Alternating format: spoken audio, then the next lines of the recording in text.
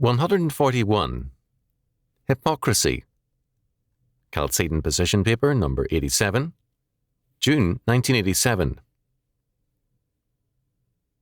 The word hypocrisy is an interesting one with a long history.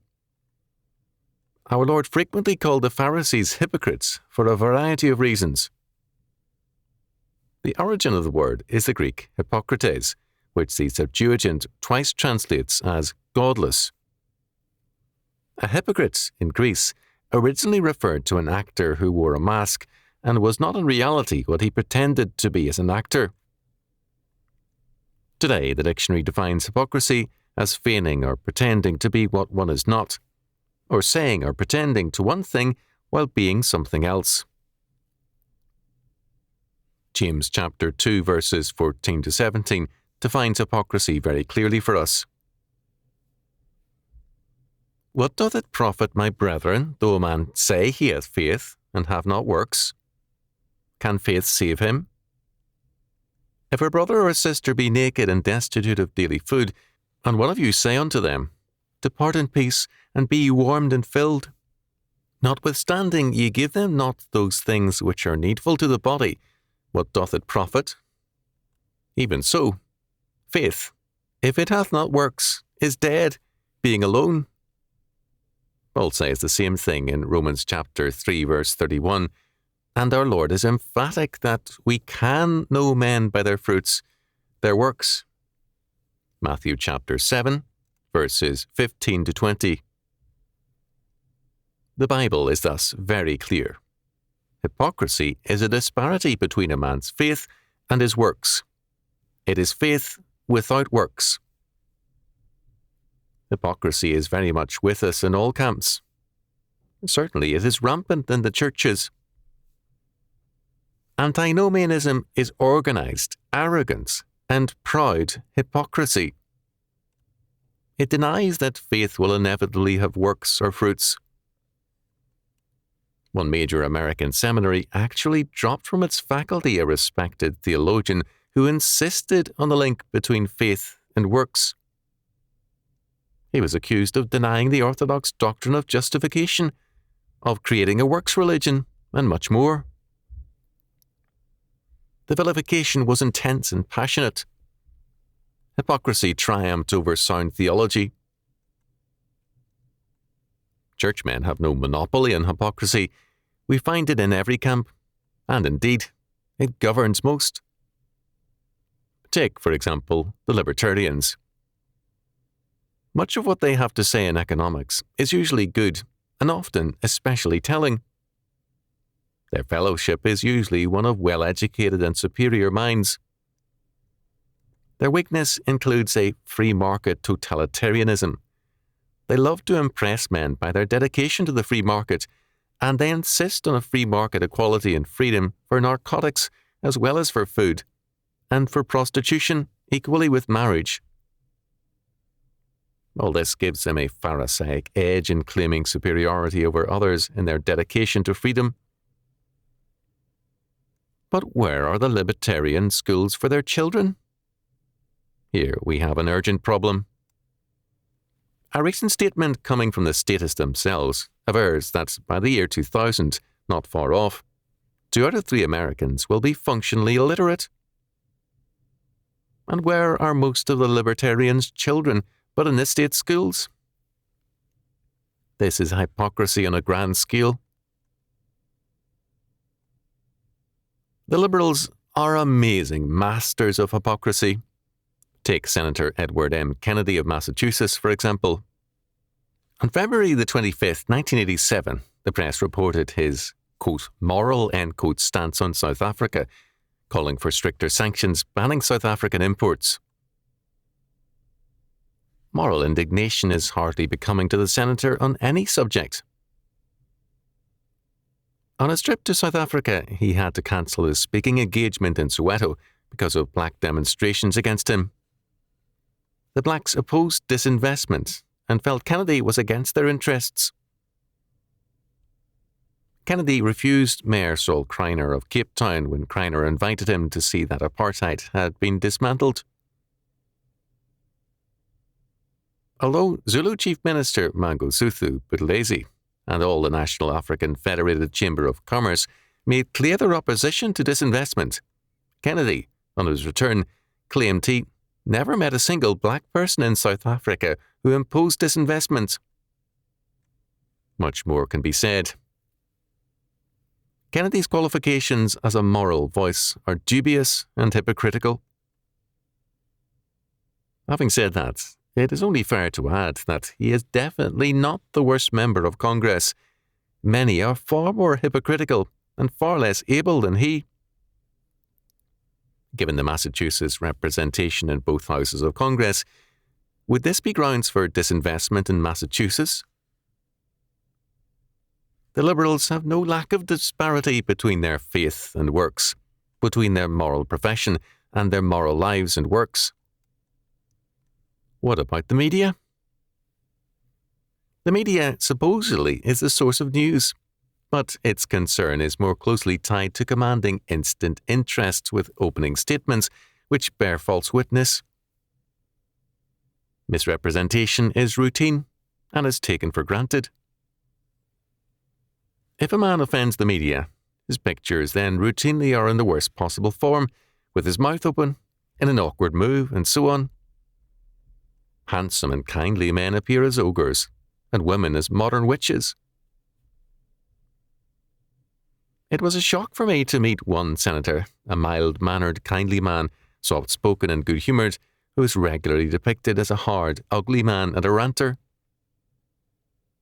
But the media sees itself in a somewhat messianic role, as an elite, and most certainly as champions of the very freedom of expression they resent in others. Here again, we are face to face with hypocrisy, and a faith in freedom, but not the works thereof, only license. Conservatives are no less guilty. In the United States, in this century, the conservative premise can be summed up in words: for God and country. Unhappily, for too many of these men, God does not even come second in their thinking. He's part of a slogan, and after that, at best, an afterthought.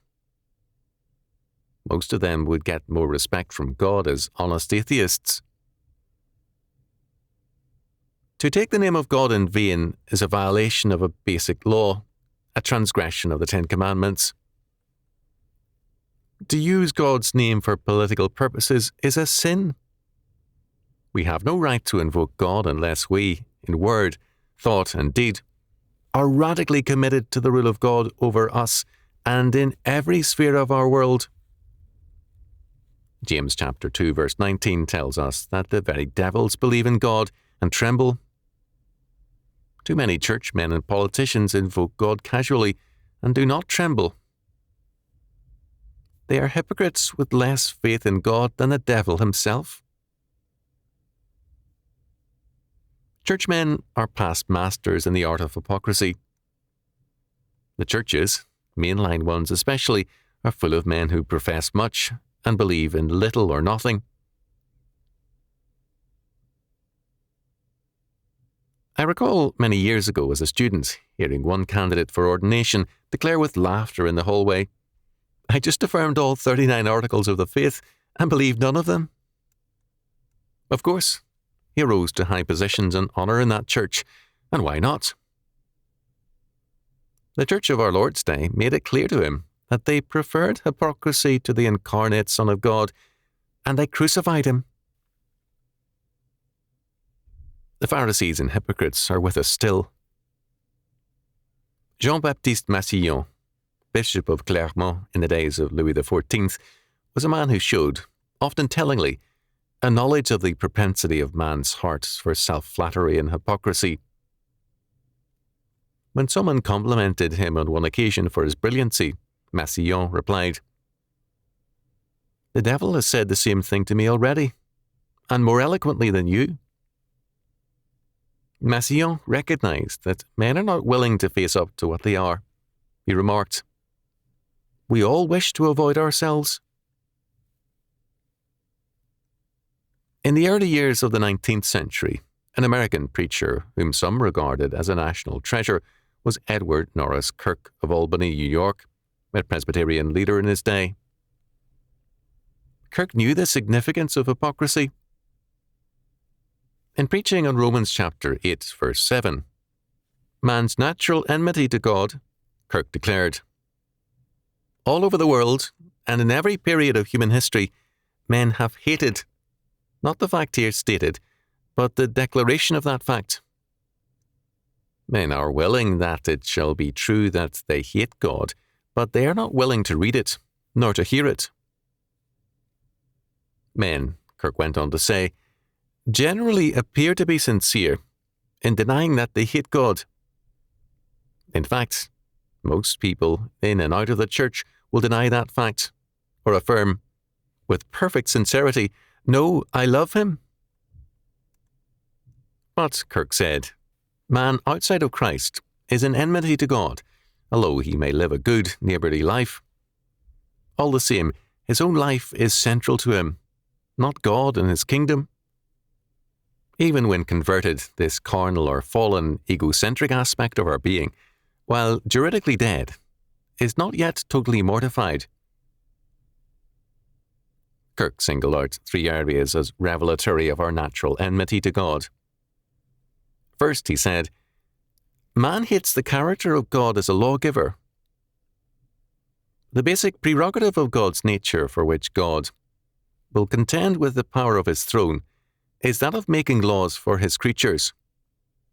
But basic to man's old nature is his desire for his own way, his own will, and his own law.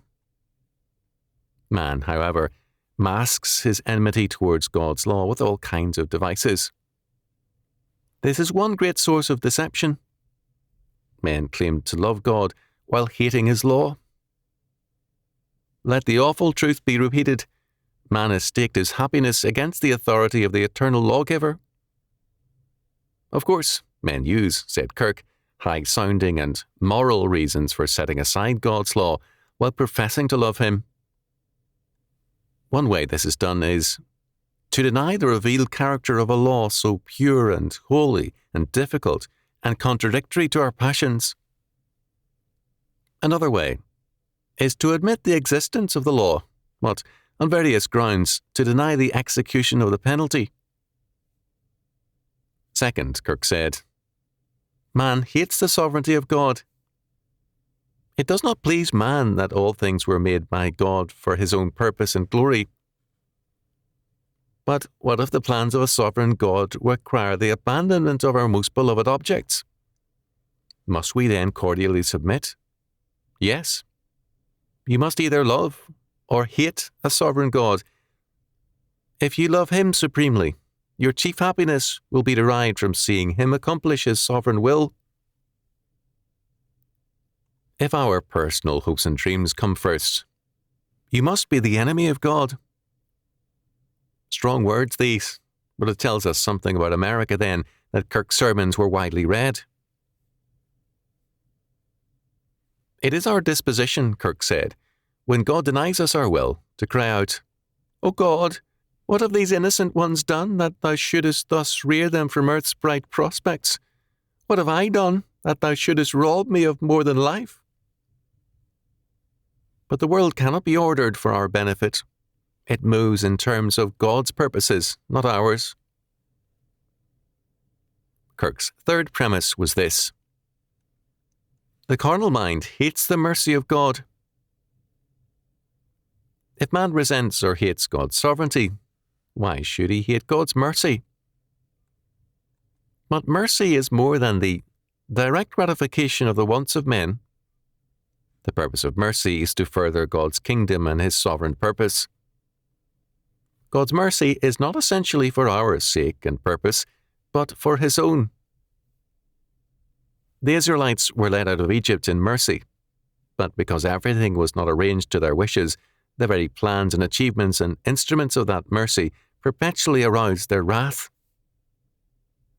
The prophets were sent in mercy, but these were stoned and sawn asunder and driven to dwell with wild beasts. At last the Son of God came, the messenger of mercy. From cradle to the tomb, he drew forth the rage and malice of men. How shall we cope with this fact in ourselves? We need to recognize its reality and pray truly God's will be done on earth and by ourselves as it is in heaven.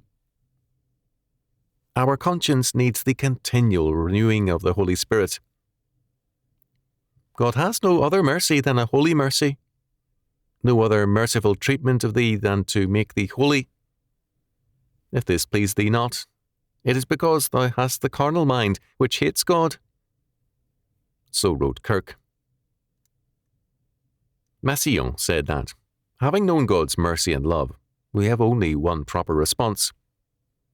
Love is the price of love alone. This means loving and obeying God with all our heart, mind, and being, and our neighbour as ourselves. The sad fact is, Massillon declared that the three principles which usually bind men to each other are fancy, cupidity, and vanity. Society is constantly in a state of war because religion and charity unite almost nobody. There is thus, said Massillon, a brittleness to human relations. There is hypocrisy in what passes as good Christianity because it is not rightly loving our brethren to love them only through fancy. It is loving oneself. Our lives as Christians are false and hypocritical because are Christians made to live estranged and unconnected with each other? Hypocrisy is faith without works, which means really no faith at all. A variety of such hypocritical faiths contend on the human scene, and they contend for power and for control over men. Our Lord declares that it is the way of the peoples, the Gentiles, to exercise authority or power over other men. But it shall not be so among you. But whosoever will be great among you, let him be your minister. And whosoever will be chief among you, let him be your servant. Even as the Son of Man came not to be ministered unto, but to minister, and to give his life a ransom for many. Matthew chapter 20, verses 26 to 28. Hypocrisy is faith without works, power and authority without performance or service.